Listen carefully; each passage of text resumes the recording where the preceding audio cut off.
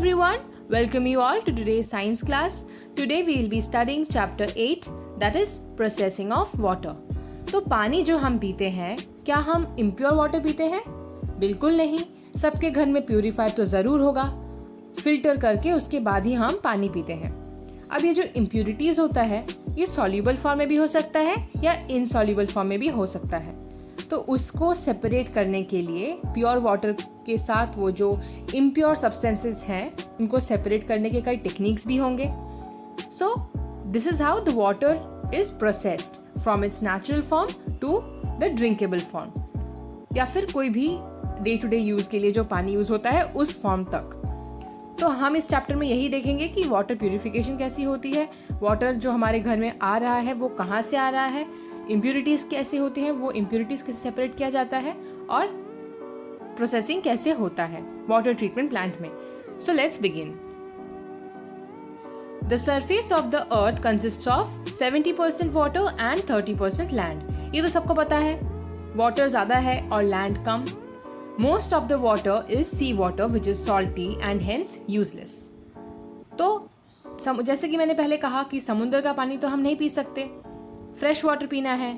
Salty water cannot be used for drinking, cooking, washing or in factories, क्योंकि उसमें salt मिला हुआ है. सॉल्ट के साथ साथ और भी इम्प्यूरिटीज मिला हो सकता है.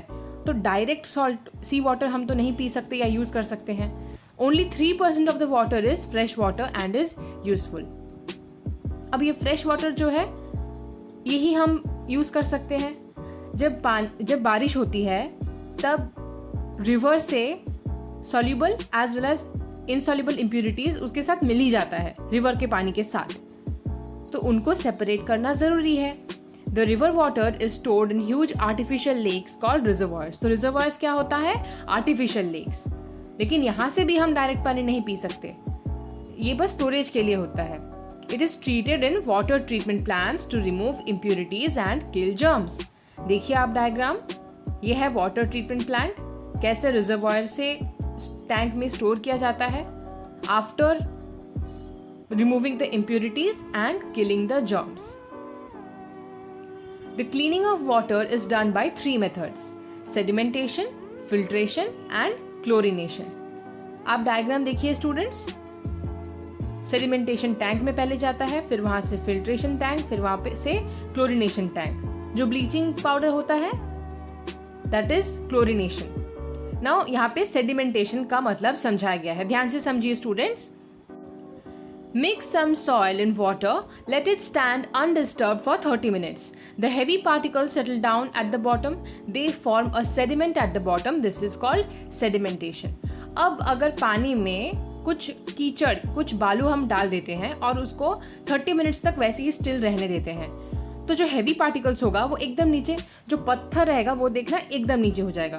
फिर उससे जो थोड़ा लाइटर पार्टिकल्स होगा वो उसके ऊपर लेयर बना के रहेगा, फिर उसके ऊपर जो और लाइटर पार्टिकल्स है वो उसके ऊपर रहेगा. By this is how layer after layer वो सेटल होते जाते हैं जो हैवी पार्टिकल्स है. फिर उससे थोड़ा लाइटर, उससे थोड़ा लाइटर, लाइक दिस. फिर ऊपर जो है एकदम जो सबसे लाइटर पार्टिकल्स ऑलमोस्ट नेग्लिजिबल वो रहता है along with the water. Now pour the water into another glass without disturbing the sediment at the bottom. जो नीचे है सेटल होकर उसको डिस्टर्ब नहीं करना है. ऊपर का जो पानी है वो और एक वेसल पे हम डालेंगे, that is called decantation. This pouring of the water leaving the sediment at the bottom is decantation. इस process को decantation कहते हैं. This water will have some insoluble impurities floating on the surface. अब ये जो पानी है इसके ऊपर कुछ insoluble impurities रह जाएंगे जो कि ऊपर float कर रहा होगा. अब समझा जा रहा है फिल्ट्रेशन क्या है. Make a funnel out of filter paper, pour the water into the funnel, the floating particles are left behind in the funnel, clear water goes through the paper. तो ये है फिल्ट्रेशन का प्रोसेस. एक funnel type का बनाना पड़ेगा paper से, फिर वो पानी हम डालेंगे तो जो पानी है वो नीचे चला जाएगा वेसल पे और जो लाइटर पार्टिकल्स था वो ऊपर ही रह जाएगा. Water is a good solvent. Many things dissolve in water, जैसे कि make a solution of salt and water. Salt water में डिजॉल्व हो जाता है, वो तो सेटल होके नहीं रहता नीचे. So that will be soluble impurity. Allow it to boil. The water evaporates to become water vapor. This is called evaporation. तो जो भी soluble impurities होते हैं उनको हम evaporate कर सकते हैं. Collect the water vapor in a jar. It cools to form water, which is distilled water. This process is called condensation. So this is how the soluble impurities are separated and the clean water is got. Distilled water is used in car batteries. ये एक example है जहाँ पे distilled water use होता है. Distilled water means clean and fresh water. Boiling the water for a few minutes can kill the harmful germs in water, but it also loses its taste. देखना, जो normal पानी पीते हो उसका एक test होता है, बॉयल करने के बाद उसका टेस्ट बदल जाता है. Some minerals which are harmless dissolve in water and give it taste. तो स्टूडेंट्स, आपको समझ में आया क्या क्या 3 टाइप्स होते हैं of water processing? Now, sometimes the amount of dissolved minerals is so more so the water tastes salty and bitter. Sea side में इसीलिए जो वाटर का टेस्ट होता है that is different than the plain areas.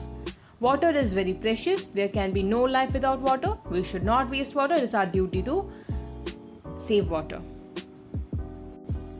अब हम देखेंगे purification of water for other purposes. Chemical methods क्या है? Chemical methods involve adding chemical substances to the source of water. Fluorine and ozone are added in the swimming pools to disinfect the water in the pool. तो ये है chemical method of purification. जैसे कि example दिया है, swimming pools में use किया जाता है फ्लोरीन एंड ओजोन ताकि पूल का जो पानी है उसे डिसइंफेक्ट किया जा सके. फिर है distillation. The water we get after distillation is the purest form of water. It doesn't contain any form of impurity और माइक्रोब्स. डिस्टिलेशन करने के बाद उसमें कोई भी इम्प्योरिटी नहीं रहती. Distilled water is used in injections, car batteries and medicines. तो जो भी इंट्रावेनस या इंट्रामस्कुलर मेडिसिन्स दिया जाता है, इंजेक्शंस दिया जाता है, वो उसमें डिस्टिल्ड वाटर यूज होता है. And that is also used in car batteries as we have seen before. So students, what we have learned in this chapter: pure water is colourless, tasteless and odourless. Salt, sand, dirt, mud and germs make water impure. तो पानी जो pure form में रहता है उसको impure कुछ soluble और कुछ इनसोल्यूबल इम्प्यूरिटीज मिलके करते हैं. सॉल्ट है सॉल्यूबल इम्प्यूरिटी, सैंड है इनसोल्यूबल, डर्ट भी इनसोल्यूबल, मड भी इनसोल्यूबल एंड जर्म्स सोल्यूबल, क्योंकि जर्म्स को हम खाली आंख से देख नहीं सकते, और सॉल्ट को भी after dissolving. Impurities that can dissolve completely in water are called soluble impurities, and impurities that are not dissolved completely are called insoluble impurities. Soluble impurities in the water can be removed by the process of evaporation and distillation. देख लिया आपने process soluble impurities को separate करने के लिए water से, और insoluble के लिए क्या है? Filtration and sedimentation. Tap water can be purified by the process of filtration, chlorination, boiling, sedimentation and distillation. So this was all about your 8th chapter, that is processing of water. Now recall and answer हम देखेंगे. First question है fill in the blanks. Sugar and salt are examples of soluble impurities. Sand and chalk powder are examples of insoluble impurities. Dash is an effective method to kill pathogens found in water. ये क्या होगा? Boiling. क्योंकि pathogens तो हम खाली आंख से देख नहीं सकते, so we can boil it. Dash is the process of adding chlorine to tap water and to kill germs और microorganisms. तो इसका होगा chlorination, क्योंकि हम यहाँ पे chlorine ऐड कर रहे हैं.